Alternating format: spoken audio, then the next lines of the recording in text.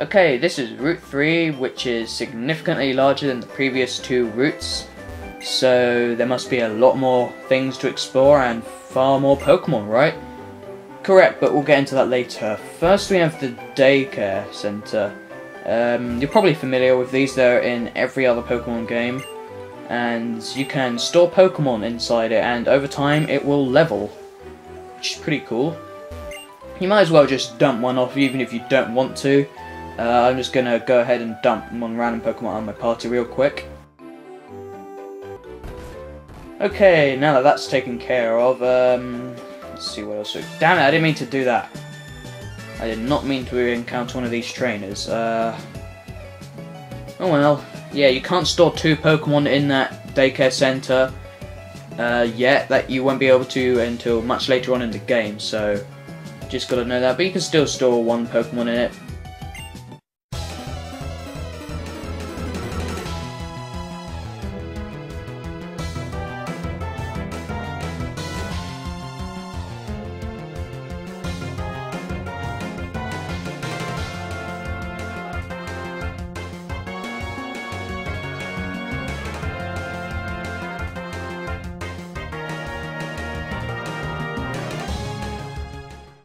As I was saying, it just means you won't be able to breed it or anything, so keep that in mind. But yeah, I didn't mean to encounter that trainer, so I'll just fight those later after I've caught my next Pokemon, which I will be catching on this route. So yeah, I'm just going to fight this battle right now, and then I'll explain it afterwards. It's a bit easier.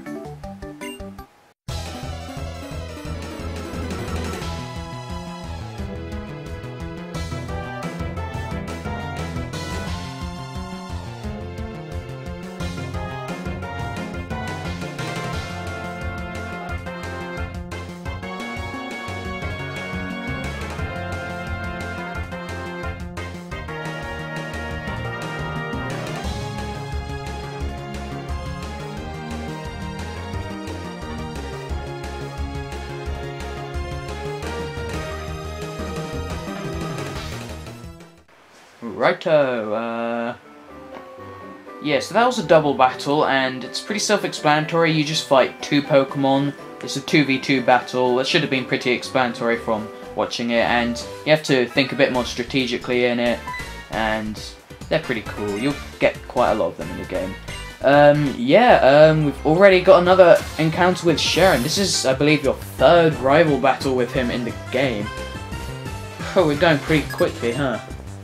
It's so shortly after another one. I mean, we fought him just before the gym, which was in the previous part, I believe. No, it was 2 parts ago, I think. 2 parts ago? Yeah, it was 2 parts ago. I don't know. I haven't, at this point of recording, I haven't actually uploaded anything. I'm just sort of predicting, but I believe it would have been 2 parts ago, maybe 1, I'm not sure. But yeah, he's going to send out his Snivy, or whatever. Pokemon is strong to yours, and it'll be level 14, which is a pain. And since I don't have anything on my team, my Oshawott will be fairly useless against it, so I'm just going to have to resort to using my other Pokemon, and Purloin doesn't seem to be faring very well against it, which sucks. Let's just take it down with Scratch. No, that doesn't seem to be doing much damage at all. It's a shame. I put my monkey in the daycare center quite impulsively. Just realised that crap. Yeah, so if I had him, he'd be a great help, but I don't need him. I believe I can take this on, right? Right. Gotta hope so. Okay, okay, go Muna, even, whatever. Weird Pokemon.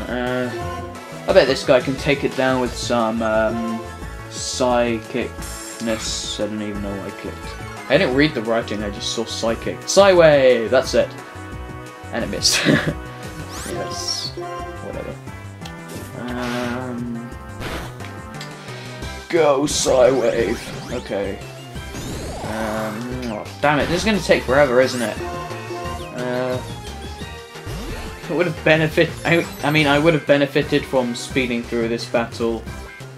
But people would start QQing, of course. And that sucks.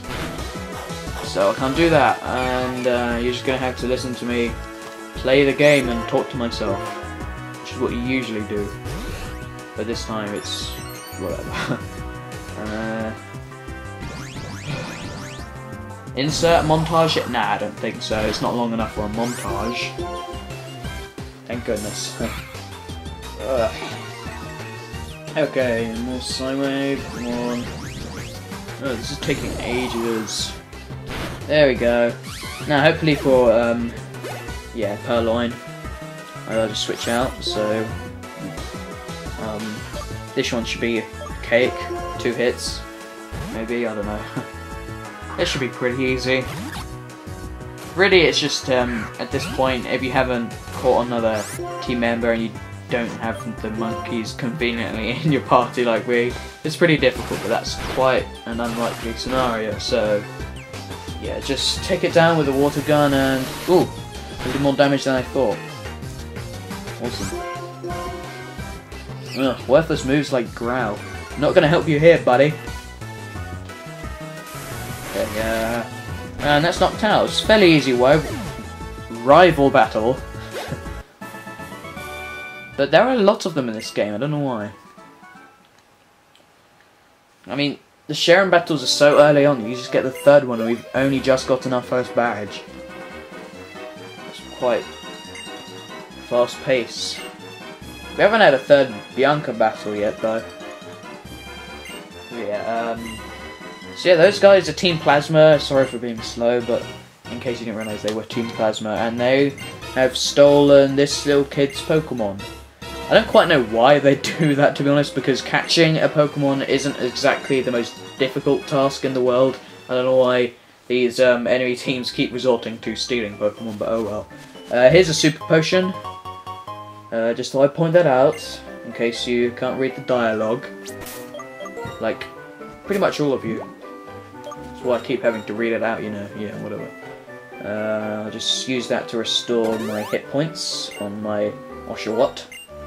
Or as Maryland would say, Oshawott! Because that's how I say it, because I'm from Britain, and that's how British people say it. Yeah, whatever.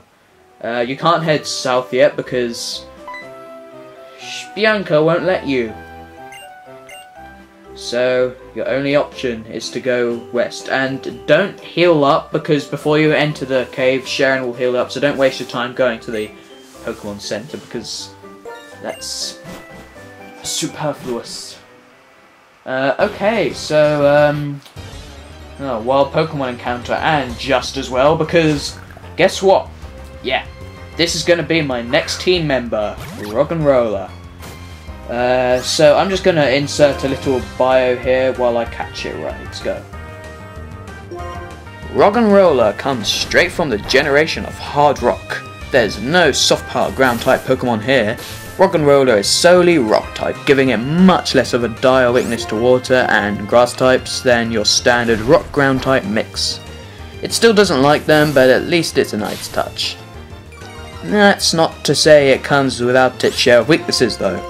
It's weak to water, grass, fighting, ground and steel type attacks. Can its stats and attacks make up for its large pool of weaknesses though? Yeah, I would say so. Overall, Rock'n'Roller, Boldore and Gigalith, its evolved forms, are great Pokemon to use throughout the game. Their lack of speed and numerous weaknesses are the main drawbacks, but they have so much power behind their punches that it's a worthy trade. Okay, so we've caught it, and that's pretty awesome. And usually I have not thought of a nickname by the time I catch it, but this time I actually have.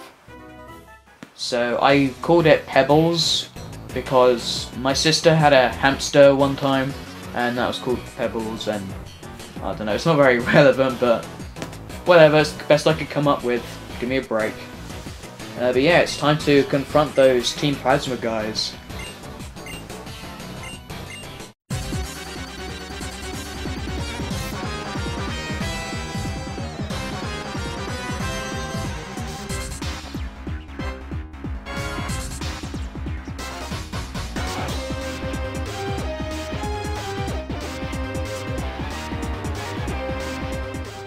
So that guy just had a Patra, and that's pretty easy. I mean, come on, you should know how to take down a Patra, right? But yeah, after you and Sharon separately beat those two, some new guys will come and they will challenge you. And this one will be a double battle. So, second double battle of the game right off the bat.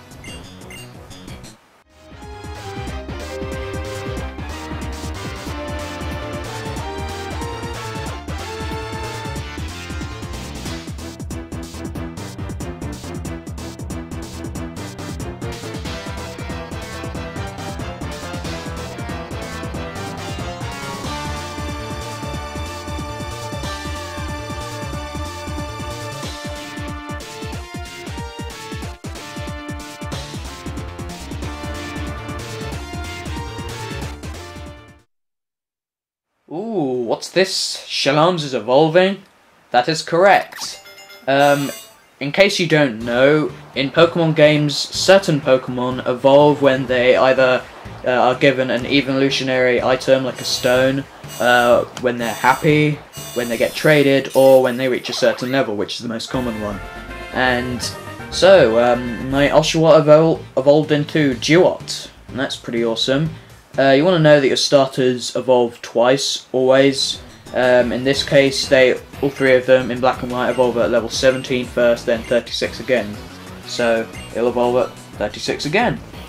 But yeah, just beat Team Plasma's sorry little ass. But yeah. So Sharon's just going to conveniently return the Pokemon for you, so you don't have to do that, and just store the hit points of my Oshawott a little bit. Duot, even. Sucks I couldn't switch out in between those two battles. You saw that dust cloud in the top right corner? Yeah, if you run into those, there is a chance that you will encounter a special kind of Pokemon. I'll just get into that in a little more detail when I get outside, so yeah. Let's go.